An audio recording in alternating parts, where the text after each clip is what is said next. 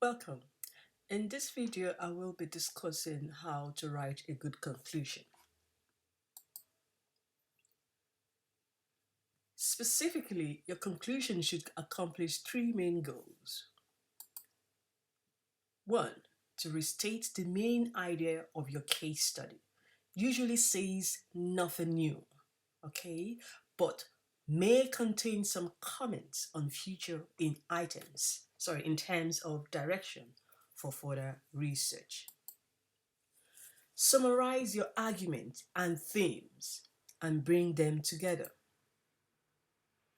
Give general conclusions and make it clear to the reader why these are important. And finally, relate all of this back to the title to illustrate how the question has been answered. So basically, you summarize your argument and theme and bring them together. Summarize the three sub points of the case and leave the reader with an interesting impression. The bottom line here is that when you summarize your work, you are basically bringing everything together. All the different points that you discuss, you are bringing everything together to give a clearer discussion of what you have been talking about. Now, the next slide I will be talking about will be the way we'll basically talk about how you prepare to write long questions, or you give answers to long questions in our A level. Okay, so basically, you first of all recognize the trigger words. When you get your long questions, usually we'll start from about 8 marks, and from 8 then you have the one for 12 marks and 14 and even 20, depending on which level you're talking about, which unit you're discussing. So basically, you want to recognize the trigger word. What exactly is the topic of discussion? Okay, and you define them. Okay, it could be more than one. Just look out for the keywords in the question. Then apply to the case study what it means for them. So those keywords, you want to apply it to the case studies. Remember, we actually discussed this in the past videos. Then again, for these big questions, you need to look at the advantages and disadvantages. Bear in mind, you do not have to specify that, oh, this is the advantage, this is the disadvantage. No, it depends on how the question is coined. You just want to apply the advantages and the disadvantages to the question. And of course, you need to do your conclusion. Those big question marks, that some of them will be 20, again, depending on which unit it is. Some it's 14, some it's 18. Okay, you want to make sure you get them right. You want to give a good conclusion. All right, so in today's topic, we will be looking at how you will write your conclusion in A levels. Now, 4 main points. Take this down. 4 main points. First of all, you build on answer already given. You have already stated the answers, okay? So you want to look back at those points that you have given, all right? Then you make a clear judgment. Then after which you now back the judgment with clear reason. So judgment, it is you are bringing in your own opinion about the case at hand.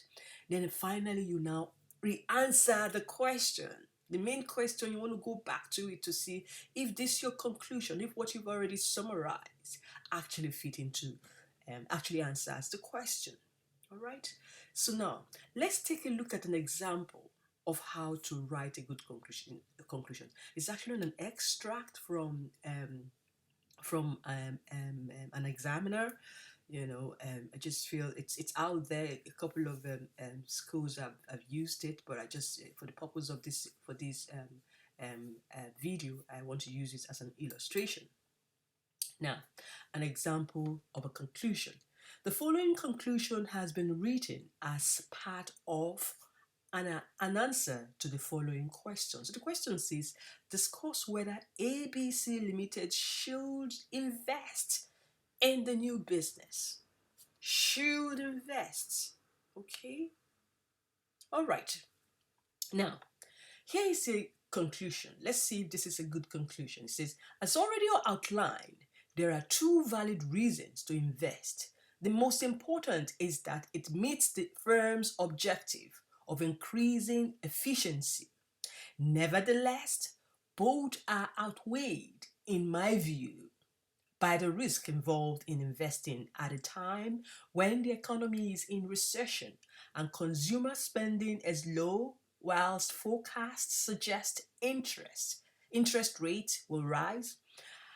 As such, I believe ABC Limited should wait for an economic upturn before undertaking the investments. So let's see if this is a good conclusion. So we take them line by line. Now, remember we said first it should build on an answer. Okay? It should first build on an answer.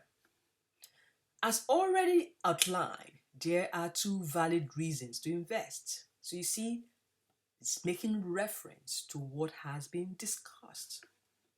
Okay? Right, so the next one, you can see it said, second, it makes a clear judgment. A clear judgment. Makes a clear judgment. You can see that here.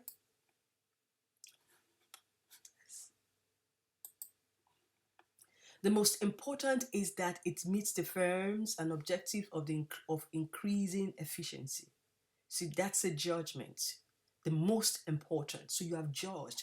Obviously, there have been a couple of points given. So you have given your own judgment, what you think it's the best. Okay, so the most important is that it meets the firm's objective of increasing efficiency. All right, then let's see what the next line talks about. Nevertheless, so you can see that, and then backs the judgment with clear reason. The judgment that was given says that the most important word was to increase efficiency. Okay? Now, how do you increase efficiency? Nevertheless, both are outweighed, in my view, by the risk involved in investing at a time when the economy is in recession and consumer spending is low, whilst forecasting suggests interest rate will increase. So this is being backed up by a clear reasons. Okay, the judgment that you have made, you are backing it up with why you think that judgment is correct. Okay. Then finally, it answers the question. Okay, it answers the question.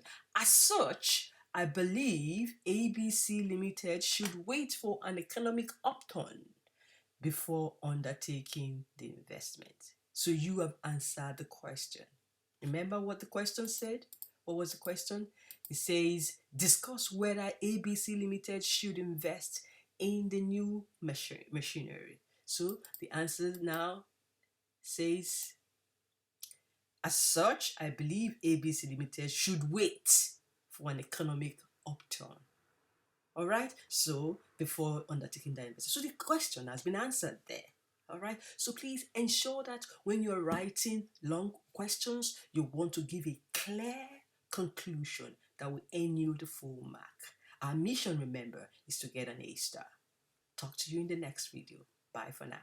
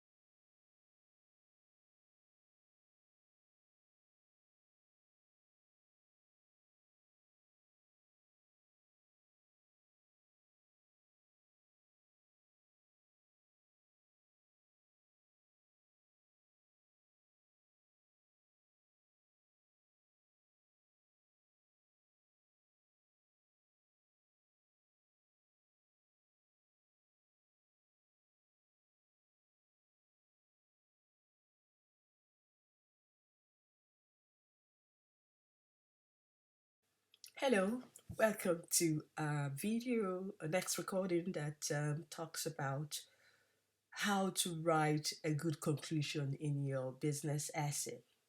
Why exactly do you need to write a good conclusion? What is it all about? Okay, what's the goal of writing a conclusion? Now, one thing that you need to understand is that a conclusion actually helps you to restate the main idea of your case study. All right, it gives you